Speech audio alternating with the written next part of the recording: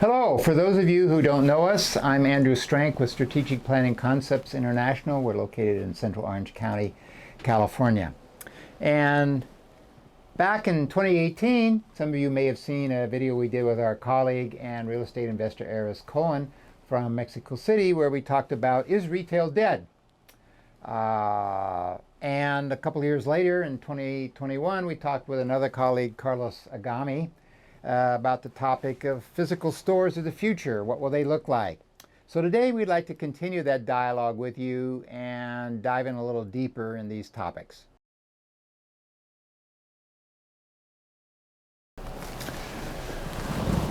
Where are we now? Well, obviously retail stores aren't dead. If you look around, you'll see that we still have shopping centers and we still have retail stores. And the first quarter results from 2022 were actually quite positive. Some of a rebound from the COVID pandemic. How long this will continue, whether we'll have the same kind of sales growth going forward, that's another topic that we're going to dive into. But a lot of retailers are changing. They're changing their business models. They're changing their distribution systems. They're changing their supply chains. They're changing the frequency of their merchandise rotation. They're changing their visual merchandising. They're changing their online presence. A lot of change going on. And so I think the question about stores and what they're going to look like in the future physically, and will we have physical stores, we think that's still a very relevant topic for discussion. And we're going to talk about that somewhat today. And one further thing, the metaverse. You've probably heard a lot of conversation. There's been a lot of media reports recently about the metaverse. Well, exactly what is it, and how close is it, and should you care, and how soon should you care?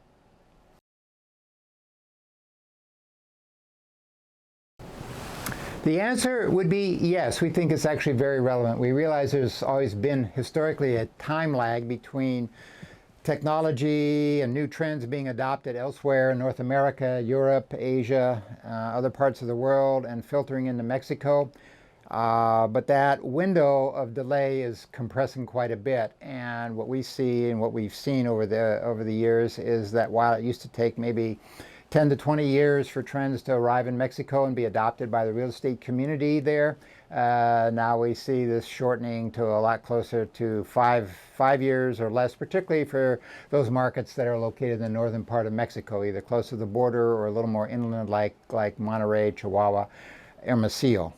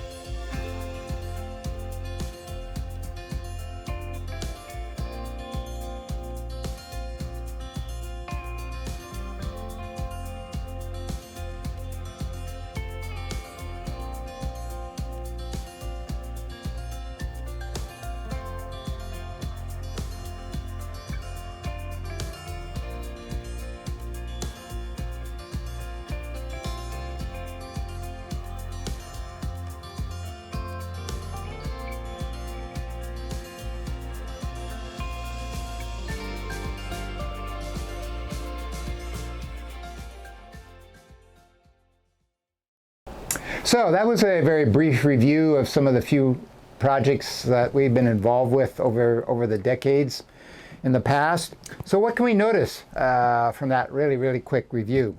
Well, certainly, first of all, there's been a trend away from the super regional fashion mall, the regional fashion mall, the power center, the big power town, basically your big projects. But even away from sort of mid-sized projects, the community shopping center. We're moving and evolving towards a world where we have a lot more open-air, outdoor projects, lifestyle centers, town centers, restaurant centers, and various and sundry hybrids, often of mixed use with hotels, commercial office, multifamily residential, medical, educational, and even cultural components as a part of the overall mixed-use plan. What else? Well, number two, I think we can see that department stores are no longer as powerful as they used to be. They used to be absolutely necessary for the success of any large project, but we used to have more than 200 plus department stores in the USA. And now I think we're down to maybe 8 or less. So, and among those, many of them are not doing well, and their future is very uncertain. So the number of department store anchors is diminishing very quickly. This is also true in Canada, the United Kingdom, Germany, and other places around the world. This is a factor in planning what kind of shopping experience you want to offer to your customer. Many of those formats that depended upon having a department store as an anchor for their success are finding that they're not having a success. So we're seeing increasingly other retail formats, many of which have no department stores at all today. What else can we notice? Well, specialty centers are increasingly playing a role. We always had specialty centers filling in between the big boxes or the anchor department stores and large projects, but now these specialty stores in many cases are becoming an anchor to themselves. Int'l certainly doesn't like to think of themselves and their stores as being anchors, nor does H&M, but the reality is that stores like Zara and H&M have an oversized importance in a project, and often when they're clumped together you get the aggregate anchor effect, so that a lot of fast fashion stores together can actually be much more powerful than having any kind of conventional department store. Still, turnover and attrition among specialty stores is not small. Many of you remember the Limited. They used to have over 1,000 stores around 2000, and they're totally gone, but American Apparel is gone. Wet Seal is gone. We've lost a lot of brands. Coldwater Creek, I could keep talking all day about this, but it's a long list of attrition. So even a project today that seems well leased and fairly secure because it has a very diverse tenant mix of a variety of specialty stores may not be all that well positioned for success tomorrow. What about fast fashion? This is definitely a trend. Fast fashion originally got started with stores like Benetton and C&A. Today it's much more H&M and Zara. But most projects that are doing really well today have some kind of component that has to do with fast fashion. Another trend that's been going on here, if you look at the 80s, the 90s, 2000, 2010s, I'm old enough to remember that we used to get pushback from developers who said, well, why do we need food in a shopping center? People are eating, they're not shopping, and that's wasted sales. But the realization became more widespread in the industry in the 1980s that you needed to have food and beverage, otherwise your customers would get hungry, and if there is no place to eat, they'd leave. One of the immediate solutions of that was the food court, but the food court was sort of a temporary fast food experience. It really was never a great dining experience. And so we have these two trends going on right now where the food courts essentially are dying, and we're seeing fewer and fewer of those. They really are sort of a relic of the retailing past now, but we're seeing a greater percentage of the GNA in a project, of the GLA in a project, being dedicated to food and beverage. So we've got a lot of different kinds of restaurants now, not just fast food restaurants, but we have fast casual, and we have casual and polished casual, and some projects even have fine dining restaurants. So as the number of restaurant formats multiplies, the number of restaurants in a project goes up. It's not unusual to find projects now that can have 30-40% of the GLA dedicated to food and beverage, and there are actually projects internationally that have 60, 70, 80, and some projects actually in the Middle East that get closer to having 100% food and beverage. So this is a trend that we think is definitely going to continue. Food halls is part of this trend, but we separate them out from food courts and from restaurants in general. We're seeing a lot more food halls being developed. Not every project is going to be rescued by putting in a food hall. Food halls have very particular kinds of requirements, and they need certain kinds of demographics for them to work. They definitely need a big daytime worker population in the vicinity. But we are seeing a wide variety of food halls and a lot of creativity and innovation in this space. We think this trend still has some runway to go. It's by no means over.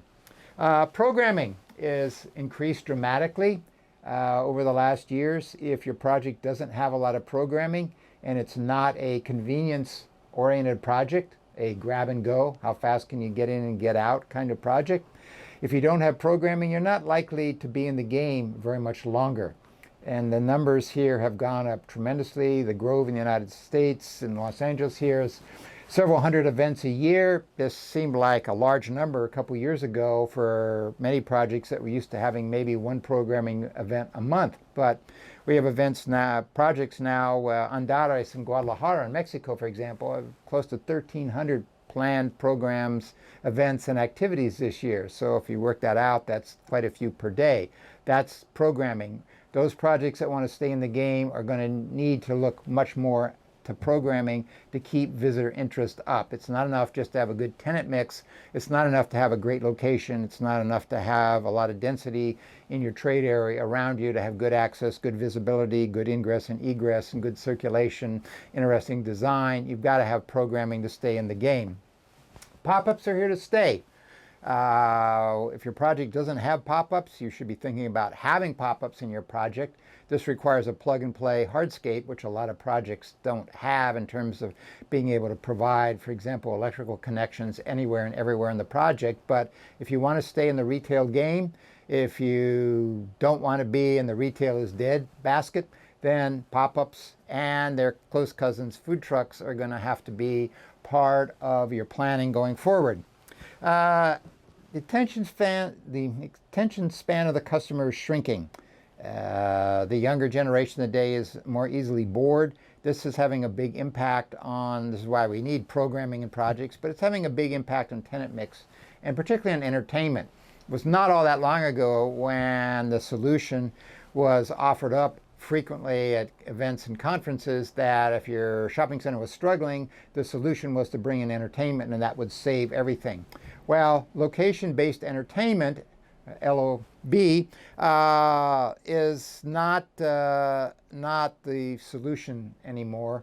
Pop-up entertainment is increasingly looking like it's the answer because it's not there forever. It's there for a couple of weeks, maybe for a couple of months. Before the customers can get bored, you have replaced it with something new and interesting. Those projects that have a lot of location-based entertainment, when they've signed leases for 5 or 10 years for miniature golf or K1 kart racing or rock wall climbing, escape rooms, video arcades, there's a lot of different kinds of entertainment out there. But unless you're able to refresh the entertainment on a very regular and periodic basis, most projects and most investors are not willing to do this. They haven't allocated enough capex to do this. Their business plans don't call for that. And so the entertainment increasingly gets very, very stale very, very quickly. This is not going to change. This is in fact only going to speed up. So where are you? Does your project have a lot of programming, for example? Does it have pop-ups? Does it use pop-up entertainment? Does it use food trucks? Do you have a synergistic tenant mix? Have you thought at all about whether you're customer-centric or not? This is one of the other changes that's happened in the world of retailing right now. Projects traditionally were always very architecture and architect-centric, or they were developer-centric. Sometimes they were investor-centric. There was a lot of talk about being customer-centric, but the reality in our experience was that a huge number of shopping centers were actually very customer unfriendly. The experience was not that great. The parking experience, the arrival experience, the departure experience, the circulation experience, the elevator, the escalator experiences, the bathroom experiences, all these different pieces and parts of a shopping center that you might interact with actually were not very customer friendly. They were often not very customer convenient, and they were often not easy to use or find. That's flipped upside down now. The customer's in charge. The customer doesn't really have to come to a shopping center anymore. They can order everything online. Everybody carries a shopping center around in their wallet or their purse right now, and so they can order it up and have it delivered to wherever they are. They can even have food delivered, Grubhub and DoorDash and Uber Eats. So there's very little that can't be ordered online and delivered to where you are. You don't actually need to physically go to a shopping center. So why would you go? You're going to go because you have an experience that you can't have online. You have interesting stores, you have interesting entertainment, you have pop-ups, you have food trucks, you have programming, you have a lot of other things going on. That your shopping center is not just a place to buy stuff anymore, but it's a place where events and activities are happening that can engage the customer.